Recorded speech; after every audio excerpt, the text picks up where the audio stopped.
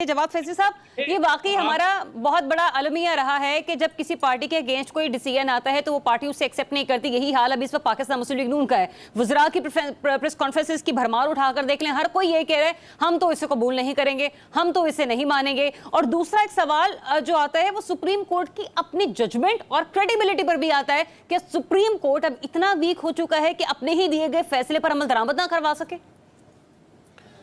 देखिए, जिस मुल्क में इंसाफ ताखीर से मिलेगा वहाँ पे बेहतर फैसले मुमकिन ही नहीं है।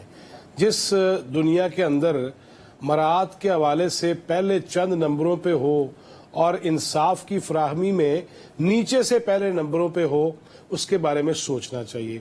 अब ये सोचना किसने है? कल इरफान सिद्दीकी साहब कह रहे थे कि कितने जज होने चाहिए, कितनी मराहत होनी चाहिए, वो फैसला हम करें, लेकिन पार्लियामेंट को सुप्रीम नहीं मानना इसलिए कि आपका दिल नहीं कर रहा। देखिए, काजी फायज ईसा साहब, उनके खिलाफ रेफरेंस किसने भेजा था?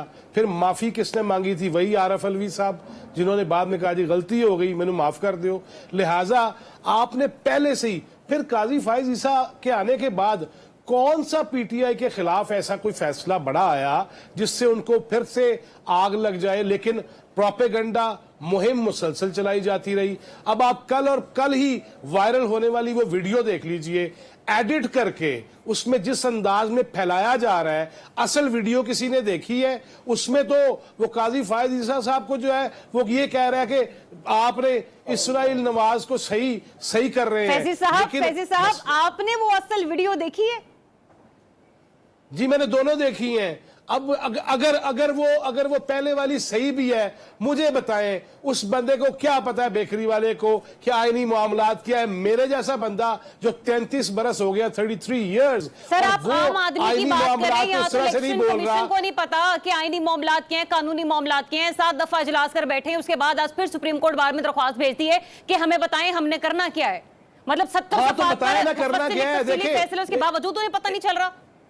मुख्तसर फैसला पहले दे दिया, उस पर ऑर्डर आ गया। काजी फायज ईसा साहब यही तो पूछ रहे हैं कि ये जज कहां बैठे थे, कौन से कमरे में बैठे थे, क्या हुआ था? रजिस्ट्रार कह रहा है मुझे पता ही नहीं है। तो जिस चीफ जस्टिस को ये नहीं पता कि उसकी अदालत में, उस बिल्डिंग में जहां पे वो तराजू लटका हुआ है, अपने इदारे के बारे में इस्तफसार करना, मैं ऐसी चीज नहीं कहना चाहता जो कि पाकिस्तान के हक में ना हो। मेरी हमेशा ये कोशिश रही है, मेरी हमेशा ये काविश रही है, और मैं ये चाहूंगा कि जहां जहां सुकम है उन्हें खत्म होना चाहिए। शख्सियत परस्ती ने तो बेड़ा गर्क किया हमारा, और हालिया चंद बरस में 2 अशरों के अंदर तो शख्सियत परस्ती ने हमें उस जगह बिठा दिया है जहां नरगसियत है, खुद पसंदी की दलदल है, और सारे लोग उसमें धंसते हुए चले जा रहे हैं। इस मुल्क के मामलात को बेहतर करना होगा।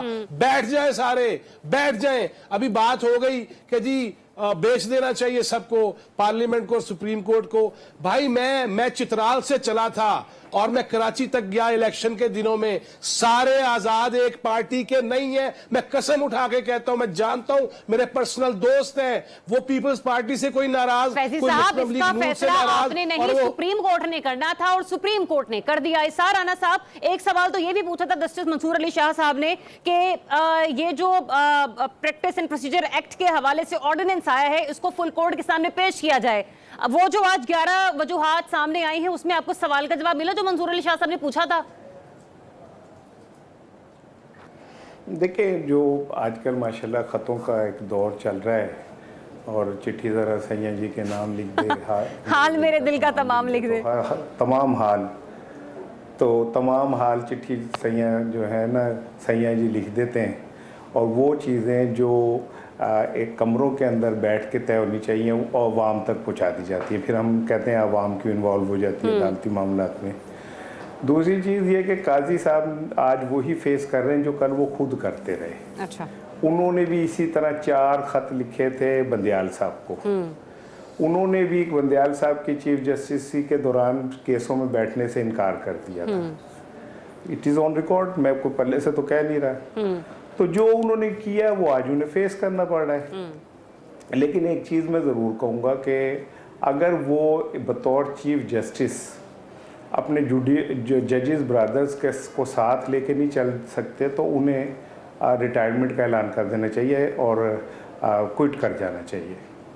कि अगर वो इखलाकी और असूली तौर पे बहुत महात्मा हैं तो उन्हें क्यों नहीं ये बात समझ आ रही कि 1.5 माह पहले उनका नोटिफिकेशन हो गया था और जस्टिस मंसूर का नहीं हो रहा, और उन्हें क्यों नहीं ये बात वो क्यों नहीं कह पा रहे कि जस्टिस मंसूर को नहीं बनने देना, मैंने खुद ही का कंटिन्यू करना है। तो जब आप इस तरह की आमरीत अदालतों में लेके आएंगे तो फिर जजेस ब्रदर्स के दरमियान जो जूतियों में दाल बट रही है वो सबके सामने है। अच्छा सर साहब, आपका तज्जिया आ गया और आपका तज्जिया मेरे लिए इंतहाई मोहतरम और मुकद्दम भी है। जरा मैं जदून साहब से चाहूंगी कि इस पर आपकी और मेरी और हम सबकी रहनुमाई करें। जहांगीर जदून साहब, ऐसा क्यों हुआ कि जस्टिस काजी फायद ईसा साहब का तो जो नोटिफिकेशन है वो 1.5 माह पहले आ गया, आज 25 सितंबर है, 25 अक्टूबर को ठीक 1 माह बाद जस्टिस काजी फायद ईसा साहब रिटायर्ड हो जाएंगे। आपको नहीं लगता है कि हुकूमत को चाहिए कि जितनी मतलब ये नहीं कि उजलत उनकी नोटिफिकेशन में बढ़ती गई थी, जितने फौरी तौर पर उनका नोटिफिकेशन निकाला गया था, मंसूर अली शाह साहब का भी नोटिफिकेशन निकाल लें, कट्टी कट्टा मौका है, आवाम को भी सुकून कर लेने, खुद भी अपने दीगर मामलात में निपटे फिर? नहीं देखें, बस ये भी आप गवर्नमेंट देखें ना, अपने असाब से काम करती है। चाहिए तो ये था कि हिसाब से काम करती है, अपने आसाब से काम करती है जी। वो इनका भी निकाल लेते तो कोई फर्क नहीं पड़ता कि वो सीनियर मोस्ट है तो सीनियर मोस्ट जज ने ये आगे जाके, वो आइन भी यही कहता है कि उसी ने बनना है जब तक आइन के अंदर अमेंडमेंट नहीं होती। तो अगर वो बन जाते हैं, उनका नोटिफिकेशन निकलता है तो उस पर कोई हर्ज नहीं है। लेकिन गवर्नमेंट भी अब ये देख रही है कि हमने आइनी तरमीम लानी है, और मैं इसमें थोड़ा सा ये है कि आइनी तरमीम देखें ना, बड़े उस टाइम पे ला रहे हैं कि एक चीफ जस्टिस के रिटायरमेंट के लिए सिर्फ 25 दिन या 1 महीना रह गया है। तो वो काजी साहब इसीलिए थोड़ा डैमेज हो रहे हैं कि उन्होंने जब से उनकी एक्सटेंशन की बात चली है कि उसमें कैटेगोरिकली स्टांस नहीं लिया कि मैं किसी सूरत में कोई एक्सटेंशन नहीं लेना चाहता। तो इसमें तो कोई शक नहीं है, कोई दो राय नहीं है कि वो एक्सटेंशन भी लेना चाहते हैं। वो एक बड़ी कोर्ट के चीफ जस्टिस रहना पसंद करते हैं और वो कहते हैं कि जो फेडरल कॉन्स्टिट्यूशनल कोर्ट होगी वो सुप्रीम कोर्ट से ऊपर होगी। तो जदून साहब, निज़ाम इंसाफ की शफाफियत के लिए किसी चीफ जस्टिस का एक्सटेंशन लेना आपको लगता है ये बेहतर होगा? आप खुद एक माहिर कानून हैं। नहीं, बिल्कुल बेहतर नहीं है, किसी भी एक्सटेंशन में ये ठीक नहीं है। देखिए ना, एक बंदा अगर अपने टेन्योर में एक चीज को ठीक नहीं कर सकता, वो कहता है जी क्या गारंटी है बाद में कर लेगा। बिल्कुल, इसलिए कि उससे बेहतर लोग अगर मौजूद हैं तो उनको आने दें। वो तो सीनियरिटी प्रिंसिपल सेटल है। एक तो ये सेटल करते जी कि आप देखें ना, तो मंसूर शाह साहब जो है वो बड़े अच्छे जज हैं, वो मतलब है he will be the competent chief justice of supreme court of Pakistan. अब असल मसला ये है कि काजी साहब, इसमें कोई शक नहीं है कि वो चाहते हैं कि फेडरल कॉन्स्टिट्यूशनल कोर्ट भी बने।